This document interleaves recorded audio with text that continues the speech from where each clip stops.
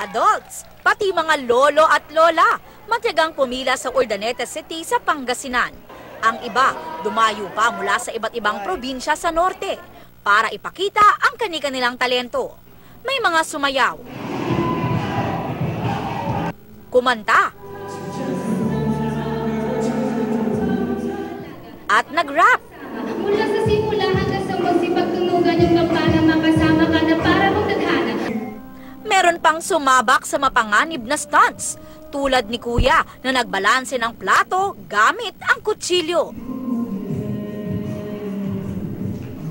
Lahat ng ito pagpapakitang meron silang will to win.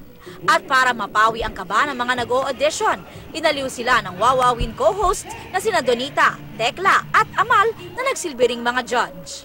Kami po, kung di kayo makapunta sa Wawawin mismo para mag-audition, kami po mismo ang lalapit sa inyo sa Pilipinas, saan man sulok ng Pilipinas, itatry talaga namin na puntahan talaga.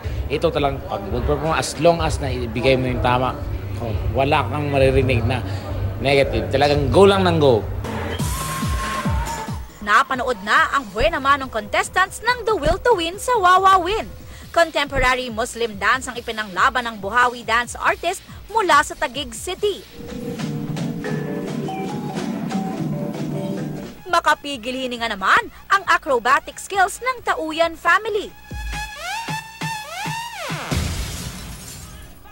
Ang magkasintahang sina Angel at Jonas ng Love Wins Duo, nagpabilib at nagpakilig sa kanilang dance number.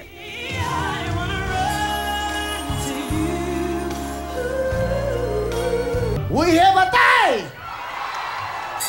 Group number 1 and 3! Come on! Ibang kasabog po kami. Iba po kami gagawin. Patitindihin pa po namin yung mga stunts na gagawin po namin. Abangan nyo po. Abangan niyo po.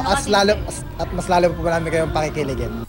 Ang premyong naghihintay sa magwawagi sa Grand Finals ng The Will to Win, tumataginting na 2 million pesos. Aubrey Carampel, GMA News.